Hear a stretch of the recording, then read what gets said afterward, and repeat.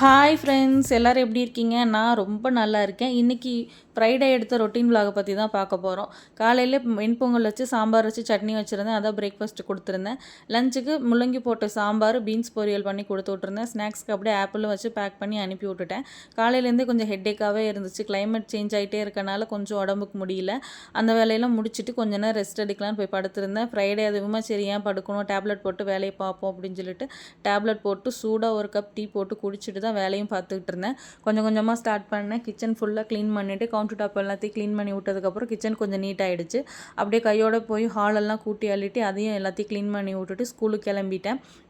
இங்கே வந்து தொடர்ந்து மழை பெஞ்சிட்டே இருந்தனால ஈவினிங் தான் பிள்ளைங்க வந்ததுக்கப்புறம் பூஜை பண்ணிக்கலாம் அப்படின்னு சொல்லிட்டு அப்படியே விட்டாச்சு. ஈவினிங் பிள்ளைங்களையும் கூட்டிகிட்டு வந்துட்டு சாமிக்கு படைக்கிறதுக்கு தான் பாயசம் பண்ணலாம் அப்படின்னு சொல்லி ரெடி பண்ணிகிட்டு இருந்தேன். இன்ஸ்டன்ட் மிக்ஸ் இருக்கு இல்லையா, அதுதான் வாங்கிட்டு வந்திருந்தேன்.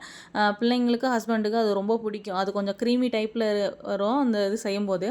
அதனாலே அவங்க வந்து ரொம்ப விரும்பி சாப்பிடுவாங்க 3 பேருமே.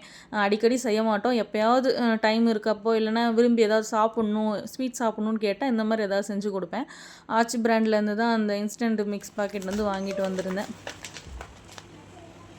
1 லிட்டர் பாலுக்கு இதில் 1/2 பாக்கெட் போட்டால் கரெக்டாக இருக்கும்னு நினைக்கிறேன். அதனால தான் கொஞ்சமாக போட்டிருந்தேன். ரொம்ப நாள் ஆச்சா பண்ணி, இந்த தீபாவளி டைம் வரும்போது பண்ணுவோம், இல்லைன்னா மற்ற நாளில் பண்ண மாட்டோம். ஹஸ்பண்ட் வந்து இந்த தடவை தான் இந்த மிக்ஸ் ரெடி பண்ணி கொடு அப்படின்னு சொல்லியிருந்தாங்க. இது வந்து க்ரீமி கன்சிஸ்டன்சிக்கு வரனால நல்லா விரும்பியே சாப்பிடுவாங்க எங்கள் வீட்டில். கைவிடாமல் கிண்டிக்கிட்டே இருந்தோம்னா ஒரு 10 நிமிஷத்தில் நல்லாவே ரெடி ஆகிடும். பாயசம் ஒரு பக்கம் ரெடி ஆகிடுச்சு. சாமி கும்பிட்றதுக்கு எல்லாம் ரெடி பண்ணிடலாம் அப்படின்னு சொல்லிட்டு ரெடி பண்ணிகிட்டு இருந்தேன். காலையில் சாமி கும்பிட முடியல, அதனால் இன்றைக்கி ஈவினிங் தான் பூஜை பண்ண போகிறேன். எந்த ஃப்ரைடே வந்தாலும் சரி, அந்த நாள் ஃபுல்லாக அந்த வாரம் ஃபுல்லாகவே நம்மளுக்கு 1008 கஷ்டம் இருந்தாலும் ஃப்ரைடேன்னு வரும்போது ஒரு பிரைட் டே மாதிரி மாறிடும். ஏன்னா அதில் அதிகமான பாசிட்டிவிட்டி இருக்குது. ஃப்ரைடே அப்படின்னும் போது வீடு ஃபுல்லாக சாம்பிராணி ஏற்றி அந்த தீப தூபம் காமிச்சு சாமி கும்பிடும்போது மனசில் இருக்க எல்லா பாரமும் கரைஞ்சு அப்படியே லேசான மாதிரி இருக்கும்.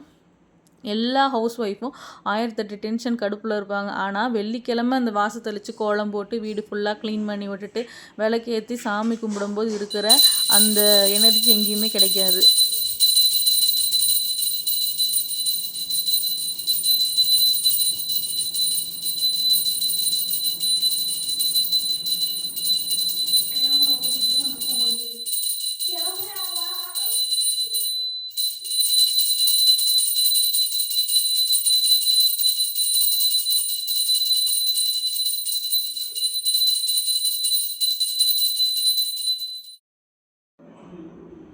இப்போ வரைக்கும் பெரிய வேண்டுதல் எதுவுமே வச்சதில்லை. சாமி கும்பிட ரொம்ப பிடிக்கும். அதுக்காக அதை கொடு இது கொடுன்னு நான் கேட்டதும் இல்லை.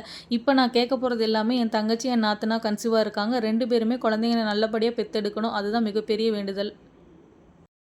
வாசவன் மருகா வருக வருக, நேசக்குற மகள் நினைவோன் வருக, ஆறுமுகம் படைத்த ஐயா வருக, நீரிடும் வேலவன் நித்தம் வருக, சிறகிரி வேலவன் சீக்கிரம் வருக, சரவண பவனார் சடுதியில் வருக. பஞ்சகாவிய விளக்கு ஏற்றி சாமி கும்பிட்றது ரொம்ப பிடிக்குமான்னு கண்டிப்பாக கமெண்ட்டில் சொல்லுங்கள். லைக் பண்ணிக்கோங்க. உங்களுக்கு இந்த வீடியோ பிடிச்சிருந்துச்சுன்னா சேனலில் சப்ஸ்கிரைப் பண்ணி வச்சுக்கோங்க. எல்லோரும் எப்போயுமே